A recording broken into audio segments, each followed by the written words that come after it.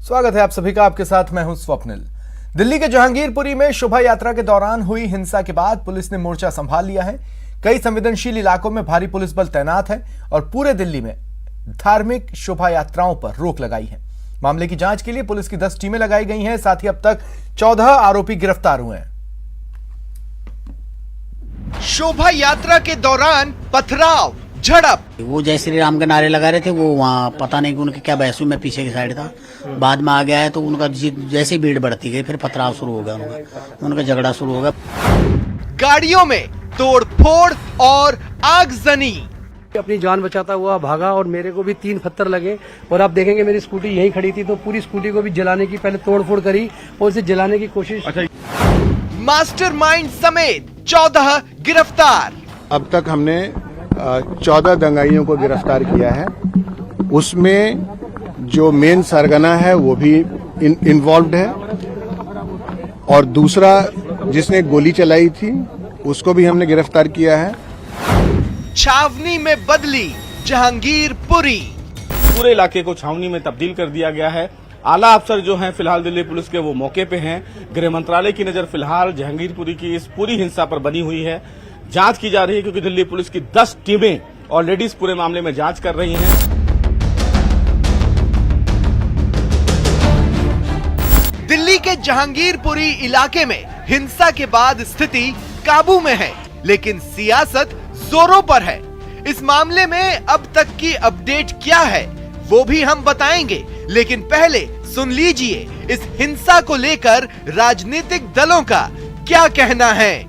Local जो सुरक्षा तंत्र है, जो खुफिया तंत्र है या केंद्र सरकार का जो खुफिया तंत्र है, पुलिस का जो खुफिया तंत्र है, आखिर उनके पास इस तरह के इनपुट्स क्यों नहीं है? क्यों प्रशासन में सुरक्षा मुहैया नहीं कराई जाती प्रॉपर तरीके से? दिल्ली में केंद्र सरकार की जिम्मेदारी है तो केंद्र सरकार दिल्ली में शांति व्यवस्था बनाए रखे। मैं लोगों से भी अपील करता हूं कि इसमें शांति व्यवस्था बनाए रखें। ये वो लोग हैं जो कि इस दौरान खासतौर से मोदी जी के शासनकाल में जो सौहार्द का माहौल है, जो सहिष्णुता का माहौल है, जो भाईचारे का माहौल है, उससे वो परेशान है। जहांगीरपुरी हिंसा के बाद पूरी दिल्ली में पुलिस अलर्ट हो गई है। पुलिस अधिकारियों को संवेदनशील इलाकों में गश्त लगाने को कहा गया है। साथ ही अगले आदेश तक धार्मिक शोभा यात्रा निकालने पर रोक लगाई गई है। पर प्रशासन की कुछ अपनी मजबूरियां थी, उनकी कुछ रिस्ट्रिक्शंस थे जिसके लिए हमने उसको नहीं निकाला। हनुमान जयंती के मौके पर शनिवार को शोभा यात्रा के दौरान हिंसा हुई। जहांगीरपुरी इलाके में शोभा यात्रा पर पथराव और गोलियां चलाई गई। तलवारों से हमला किया गया और गाड़ियों में तोड़फोड़ आगजनी हुई। इस हिंसा में 8 पुलिसकर्मी समेत 9 लोग घायल हुए। एक पुलिसकर्मी को गोली लगी। पुलिस ने मास्टरमाइंड अंसार समेत 14 लोगों को गिरफ्तार किया। गोली चलाने वाले असलम अली को भी पुलिस ने गिरफ्तार किया। हिंसा से जुड़े 100 से ज्यादा वीडियो की पुलिस जांच कर रही है। जहांगीरपुरी में शोभा यात्रा के दौरान हिंसा ने कई सवाल भी खड़े किए हैं। उपद्रव की आशंका के बावजूद पुलिस का खुफिया विभाग जानकारी जुटाने में असफल रहा। इतनी सारी कांच की बोतलें और पत्थर कहां से आ गए? साजिश के तहत जहांगीरपुरी उपद्रव को अंजाम दिया गया। जैसे जैसे सीसीटीवी फुटेज खंगाले जा रहे हैं, उन तमाम लोगों को दिल्ली पुलिस शिकंजे में कस रही है। अब इस पूरे मामले में जो मास्टरमाइंड है वो कौन है, इसका खुलासा जल्द दिल्ली पुलिस भी करेगी। कैमरामैन नरेश के साथ सुशील पांडे, न्यूज़ 18 दिल्ली। बात कर लेते हैं रीट भर्ती परीक्षा घोटाले की। रीट भर्ती परीक्षा घोटाले में ईडी की जांच शुरू हो गई है। केंद्रीय इकाई से हरी झंडी मिलने के बाद जांच शुरू की गई। प्रवर्तन निदेशालय की राजस्थान इकाई ने मामला दर्ज किया था। मनी लॉन्ड्रिंग एक्ट के तहत मामला दर्ज कर जांच की जा रही है। बता दें, एसओजी की जांच में बड़ी मात्रा में खरीद फरोख्त में धन के लेन देन का मामला है, जिसमें करीब 1 करोड़ रुपए से ज्यादा कैश जब्त हुआ। एसओजी से मिले इनपुट के आधार पर मामला दर्ज किया गया। डॉक्टर किरोड़ीलाल मीणा ने भी मामले में शिकायत दी है।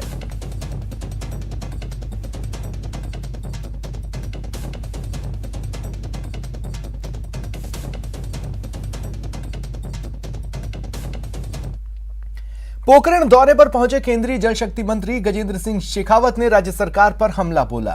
कहा, राजस्थान में अपराधी बेलगाम हैं, प्रदेश में दुष्कर्म के मामले बढ़े हैं और आए दिन बड़ी क्राइम की घटनाएं हो रही हैं। शेखावत ने कहा, पोखरण से सीधी रामदेवरा तक रेल लाइन बिछाने की घोषणा की थी, वो अभी तक पूरी नहीं हुई, जिसका कारण राज्य सरकार की लापरवाही है।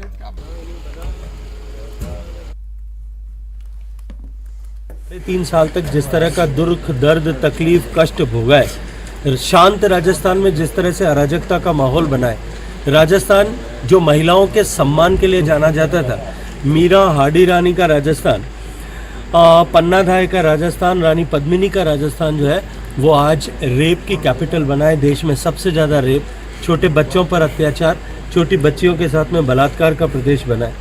ऐसा प्रदेश आज बन चुका है कि जहाँ अपराधी बेखौफ होकर के घूम रहे हैं, अपराधी बेलगाम हो गए हैं, पुलिस का इकबाल समाप्त हो गया है, थानों से अपराधी भगाए जा रहे हैं। राजस्थान को इस दुर्दशा से निकालने के लिए राजस्थान जो विकास के हर एक पैरामीटर पर देश के पहले 5 पायदान में होता था, आज फिसल करके पीछे आ गया और अंतिम 5 पायदान पर आ गया।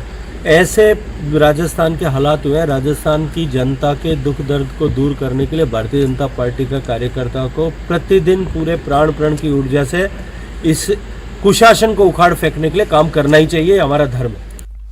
वहीं शेखावत ने प्रदेश में 2023 के विधानसभा चुनाव और पार्टी की ओर से सीएम के चेहरे को लेकर कहा कि पार्लियामेंट्री बोर्ड तय करेगा कि सीएम का चेहरा कौन होगा। में ये तय करने का अधिकार पार्लियामेंट्री बोर्ड का होता है और पार्लियामेंट्री बोर्ड का निर्णय सभी लोग स्वीकार करते हैं। भारतीय जनता पार्टी के वरिष्ठ नेतृत्व ने, आदरणीय अमित शाह जी ने अपने जयपुर आखिरी प्रवास के समय जब वो जैसलमेर से गए थे, आदरणीय जेपी नड्डा जी ने अपने पहले प्रवास के और अभी वर्तमान प्रवास के समय में, आदरणीय संगठन महामंत्री जी ने 2 दिन पहले जयपुर प्रवास के समय में, सभी ने स्पष्ट रूप से ये बात कही है कि पार्लियामेंट्री बोर्ड ये तय करेगा और पार्लियामेंट्री बोर्ड जो तय करेगा, अभी तक ये तय है कि हम माननीय मोदी जी के चेहरे पर और कमल के चुनाव चिन्ह को सामने साक्षी मान करके चुनाव लड़ेंगे। कमल का फूल और माननीय मोदी जी हमारे नेतृत्व करता होंगे। बात कर लेते हैं आरक्षण वाले बयान पर मरुधरा में छिड़े संग्राम की। डॉक्टर किरोड़ीलाल मीणा के बाद कांग्रेस ने भी दौसा सांसद जसकौर मीणा पर बड़ा हमला किया। ये रिपोर्ट देखिए। आरक्षण पर मरुधरा में संग्राम,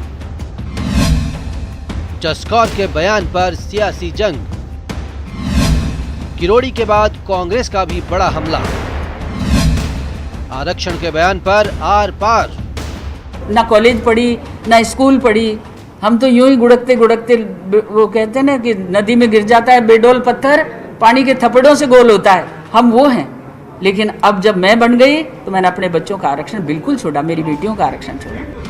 यही वो बयान है जिसे लेकर मरुधरा में महाभारत छिड़ी है। अपने तो अपने, कांग्रेस भी जसकौर मीणा के आरक्षण वाले बयान पर आर पार के मूड में है। लेकिन पहले सुनिए राज्यसभा सांसद डॉक्टर किरोड़ीलाल मीणा का जसकौर मीणा के आरक्षण वाले बयान पर पलटवार। अब वो कुछ भी कहते हैं, उनका वक्तव्य है, लेकिन अभी वो सक्षम नहीं हुए। अभी उनको और आवश्यकता है। ऐसे बयान नहीं देना चाहिए, इनका कोई तुक नहीं है ऐसे बयानों की। मैं छोड़ रही हूँ तो सांसद से इस्तीफा दे देना, अभी छोड़ रही है तो उपचुनाव हो जाएगा, दूसरे को मौका मिल जाएगा। भले ही किसी और मुद्दे पर किरोड़ी और मुरारीलाल मीणा में ना बनती हो, लेकिन जसकौर मीणा के बयान पर मुरारीलाल मीणा भी राज्यसभा सांसद किरोड़ीलाल मीणा के बयान का समर्थन कर रहे हैं। मुरारीलाल मीणा का कहना है कि अगर जसकौर मीणा सक्षम हो गई हैं, तो उन्हें सांसद पद से इस्तीफा दे देना चाहिए, क्योंकि जसकौर मीणा ने रिजर्व सीट से चुनाव जीता है।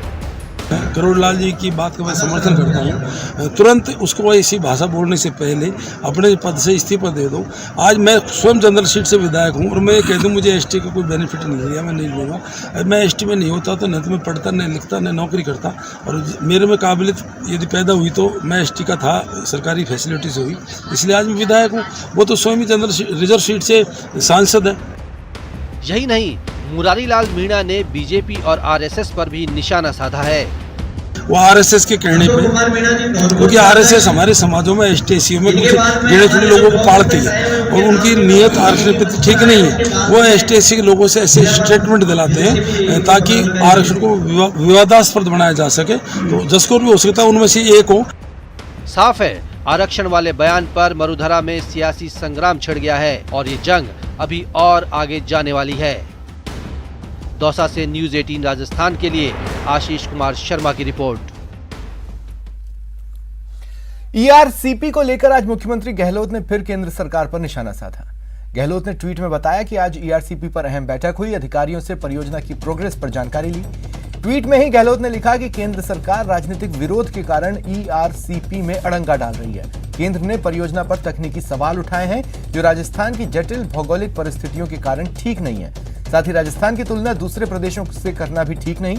पूर्ववर्ती बीजेपी सरकार के समय ही परियोजना की डीपीआर बनी थी, लेकिन अब इस पर केंद्र सवाल उठा रहा है।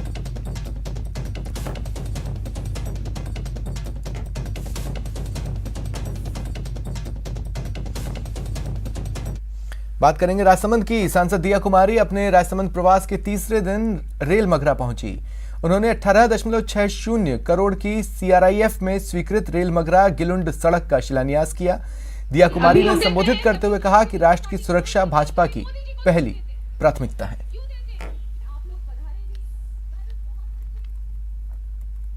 कभी भारतीय जनता पार्टी को दोष देते हैं, कभी मोदी जी को दोष देते हैं। क्यों देते हैं? क्योंकि वो इतने डरे हुए हैं कि मेरी सरकार कभी भी जा सकती। हम लोग ऐसी सरकार नहीं चाहते। 2013 में भी हमारी बहुत अच्छी पूर्ण बहुमत से सरकार बनी थी और अभी भी 2023 में हमारी पूर्ण बहुमत से सरकार बनना तय है। लेकिन इसके लिए हमारे कार्यकर्ताओं को अभी से कमर कस के काम करना है। आपको घर में नहीं बैठना, अभी से हमको काम करना है।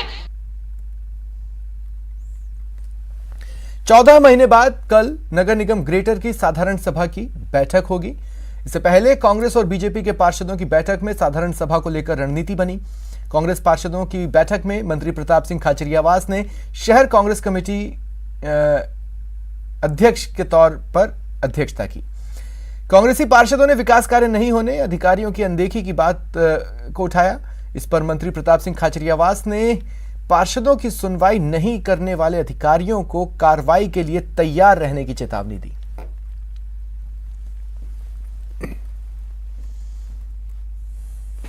प्रमुख मुद्दा तो साफ सफाई का ही है। साफ सफाई के मुद्दे पर हम बोर्ड को घेरेंगे, क्योंकि पिछली बार जब बोर्ड की बैठक हुई थी तो मेयर साहब के द्वारा कई वादे किए गए थे जो अभी तक भी पूरे नहीं हुए। और जो साधारण सभा की बैठक साल में 6 बार होनी चाहिए थी, आज वो 14 महीने के बाद में हो रही है। लगातार हम लोग विरोध कर रहे थे साधारण सभा नहीं होने के, तब जाके साधारण सभा की बैठक बुलाई है। तो कल कई मुद्दे होंगे, सफाई का, लाइट का और भी अन्य कई मुद्दे, जिस पर हम बोर्ड को और मेयर को घेरेंगे। प्री बोर्ड मीटिंग है कांग्रेस के पार्षदों की। मुझे अच्छा लगा, कांग्रेस के पार्षद खुलकर अपनी बात कह रहे हैं, बहुत परेशान हैं। और नगर निगम ग्रेटर में हालात सुधारने के लिए मैं खुद जाऊंगा, मीटिंग लूंगा, क्योंकि जब पार्षद जिस तरह से बता रहे हैं अधिकारियों के खिलाफ बहुत ज्यादा बोल रहे हैं, इस तरह के अधिकारी जो कांग्रेस पार्षदों की बात नहीं सुनते हो, उन अधिकारियों को समझ लेना चाहिए। और राजधानी में तो पोस्टिंग चाहते हैं लेकिन काम नहीं करना चाहते हैं। ऐसे अधिकारियों के लिए जयपुर का जिलाध्यक्ष होने के नाते मुख्यमंत्री जी से बात करूंगा। परिवहन मंत्री बृजेंद्र ओला झुंझुनू दौरे पर हैं। मंत्री ओला ने आज बीडी के अस्पताल में एंटी रेबीज क्लिनिक का उद्घाटन किया। CMHO doctor Chhotelal Gurjar, PMO doctor BD Bajiya मौजूद रहे।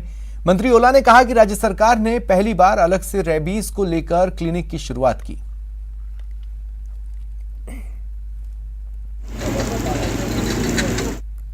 मोरसरा ने अपने पिताजी की स्मृति में एक सुंदर जगह विकसित की है और उसमें फुहारा भी लगाया है और उसका रख रखाव भी कर रहे हैं, उसका लोकार्पण किया।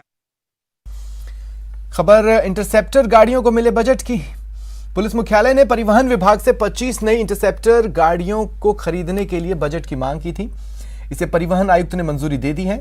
नई 25 इंटरसेप्टर के लिए 5 करोड़ 2 लाख रुपए मंजूर हुए। वहीं पुरानी 22 इंटरसेप्टर गाड़ियों के रिपेयर के लिए 2 करोड़ 20 लाख रुपए का बजट मंजूर किया गया। परिवहन आयुक्त महेंद्र सोनी का तबादला होने से ठीक पहले परिवहन विभाग से गाड़ियों के लिए बजट जारी हुआ।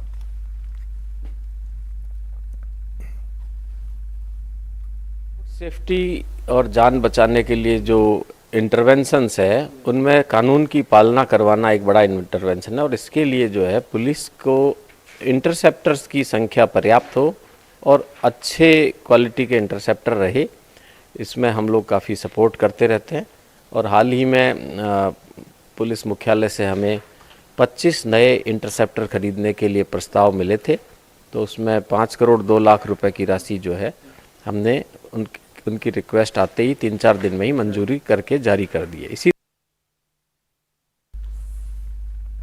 जयपुर से बड़ी खबर है, पूर्व डीजी नवदीप सिंह गिरफ्तार हुए हैं। जयपुर के वैशाली नगर थाना पुलिस ने उन्हें गिरफ्तार किया। शांति भंग के आरोप में इन्हें गिरफ्तार किया गया है। पूर्व डीजी नवदीप सिंह को शांति भंग के आरोप में गिरफ्तार किया गया है। बताया जा रहा है कि पारिवारिक संपत्ति में अनाधिकृत रूप से घुसने का नवदीप प्रयास कर रहे थे। तो ये बड़ी खबर आपको बता रहे हैं, पूर्व डीजी नवदीप सिंह गिरफ्तार हो गए, उन्हें अरेस्ट किया गया है। जयपुर की वैशाली नगर थाना पुलिस ने उन्हें अरेस्ट किया। उन पर शांति भंग का आरोप है। दरअसल पारिवारिक संपत्ति में अनाधिकृत रूप से घुसने की वो कोशिश कर रहे थे।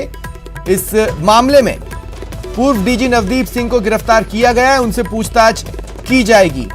ये बड़ी खबर इस वक्त की आपको बता रहे हैं। पूर्व डीजी नवदीप सिंह गिरफ्तार कर लिए गए, अरेस्ट हुए हैं।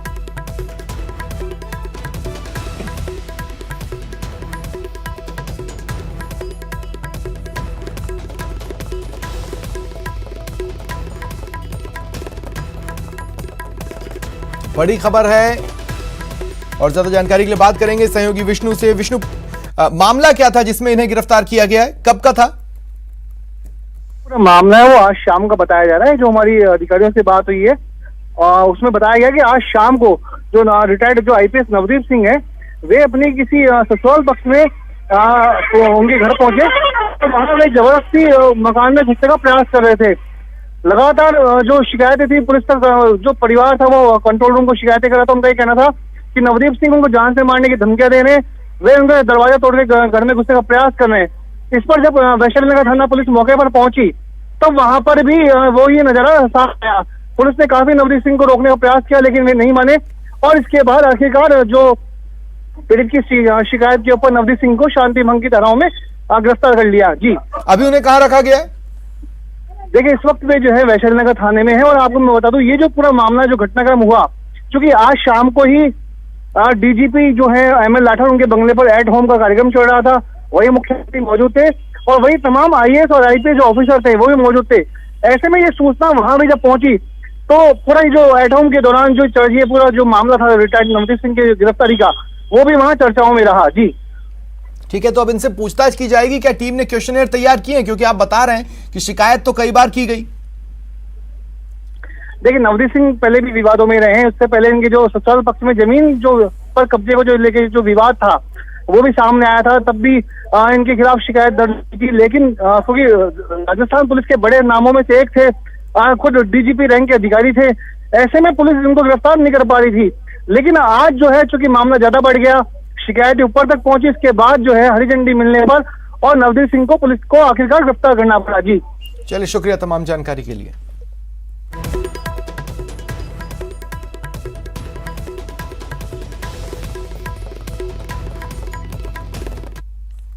कोटा के महावीर नगर इलाके के बालाजी नगर में एक निजी अस्पताल में मरीज और अस्पताल के कर्मचारियों में मारपीट हुई। मरीज अस्पताल के आउटडोर में डॉक्टर को दिखाने के लिए आया था, लेकिन बहुत ज्यादा समय लगने के कारण पेशेंट ने विरोध किया।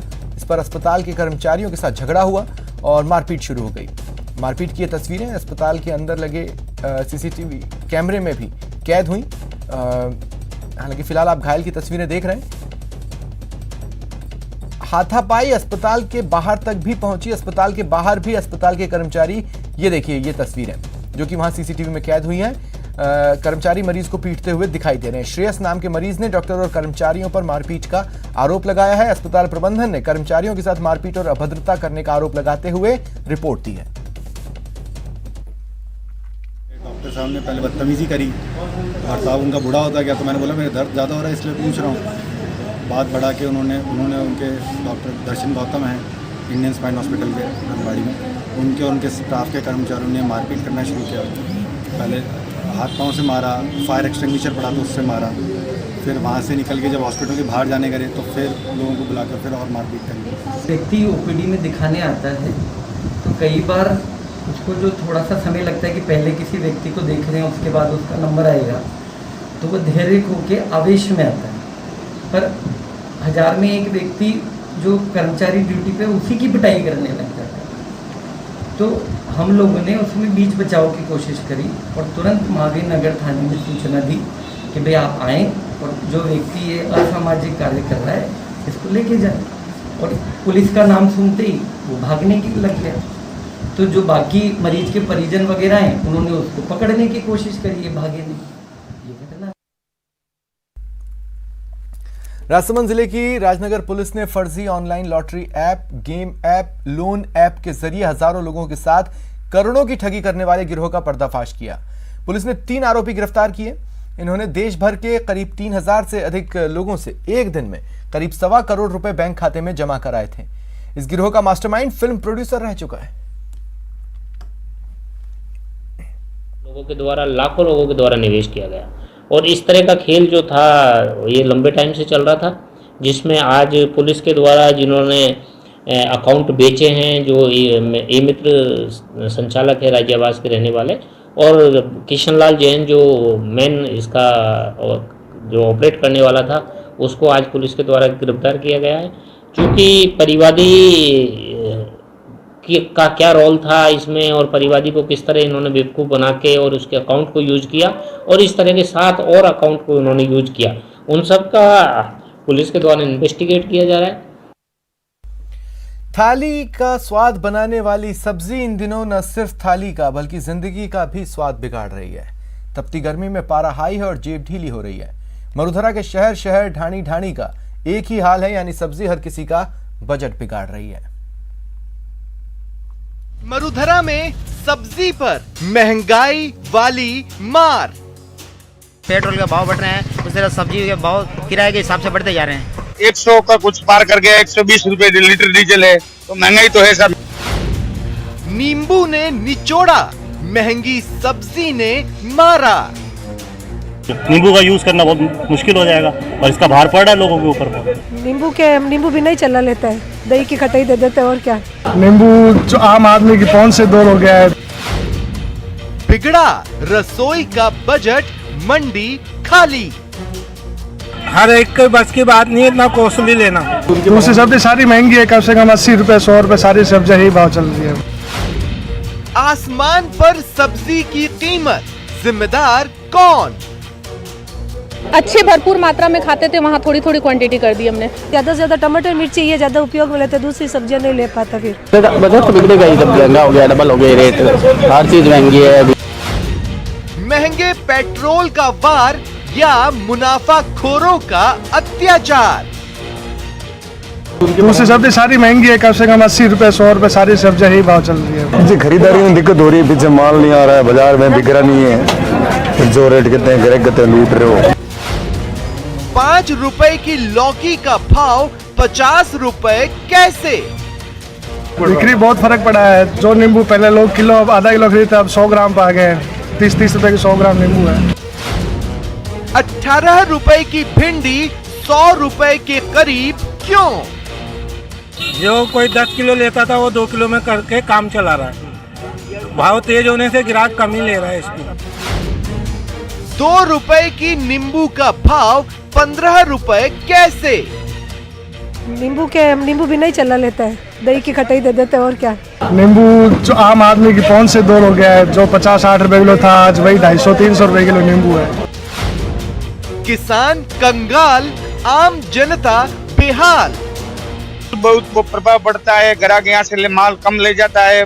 महंगा हो रहा है बहुत, इतना बजट नहीं है जो नींबू ला सके।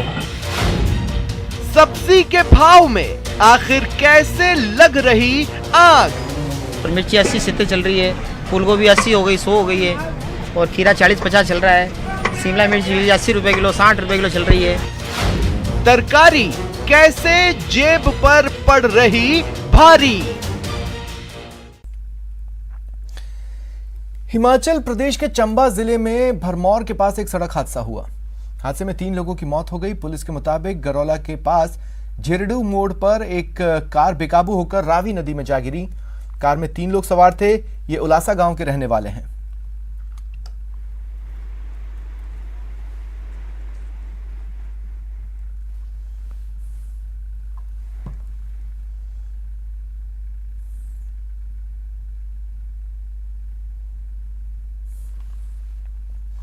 पाली जिले में आज जोधपुर से वाटर ट्रेन पहुंची। पानी की किल्लत दूर करने के लिए वाटर ट्रेन शुरू की गई है। फिलहाल अप्रैल महीने में वाटर ट्रेन रोजाना 2 फेरे लगाएगी। एक फेरे में 40 वैगन से 2 MLD पानी आएगा। इस तरह 2 फेरों में रोजाना 4 MLD पानी वाटर ट्रेन के जरिए पाली पहुंचेगा। वाटर ट्रेन के एक फेरे में करीब 3,80,000 रुपए का खर्च आएगा। वाटर ट्रेन के पाली पहुंचने पर स्थानीय लोगों के साथ ही कांग्रेस और बीजेपी नेताओं ने स्वागत किया। देखते राज्य सरकार ने पाली शहर की प्यास बुझाने के लिए वाटर ट्रेन शुरू की, जो आज पहला फेरा लेकर वाटर ट्रेन आज पाली पहुंच चुकी है। और इस वाटर ट्रेन में एक ट्रेन में 40 वैगन में पर फेरे में 2 MLD पानी आएगा। और इस MLD और प्रतिदिन ये 4 फेरा करेगी, जिसमें 8 MLD पानी आएगा, जो पाली शहर में जबई बांध, बोमादड़ा बांध के साथ इस पानी को मिलाकर पाली शहर में सप्लाई किया जाएगा। पाली शहर में प्रतिदिन करीब 25 MLD पानी की आवश्यकता होती है। और इसी को लेकर लगातार पानी की समस्या को देखते हुए राज्य सरकार ने पाली में वाटर ट्रेन शुरू करने का फैसला लिया है। इस वाटर ट्रेन के एक फेरे में सरकार के 3,80,000 रुपये का खर्चा आएगा। वहीं वाटर ट्रेन के पाली पहुंचने पर स्थानीय जनप्रतिनिधि भी यहाँ पर पहुंचे हैं और इन्होंने वाटर ट्रेन का स्वागत किया है। वाटर ट्रेन को लेकर आने वाले पायलट का भी स्वागत किया है। यहाँ पर बड़ी संख्या में इस जनप्रतिनिधि व स्थानीय नेता व प्रशासनिक अधिकारी मौजूद है। श्याम चौधरी, न्यूज़ 18 पाली। जयपुर में आमेर फोर्ट के दीवाने आम महल में पारंपरिक परिधानों से सजे धजे मॉडल्स ने जलवा बिखेरा।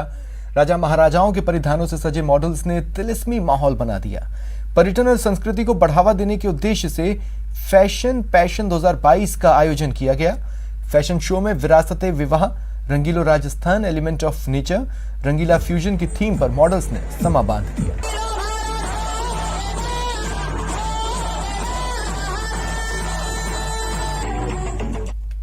फिलहाल इतना ही। नमस्कार।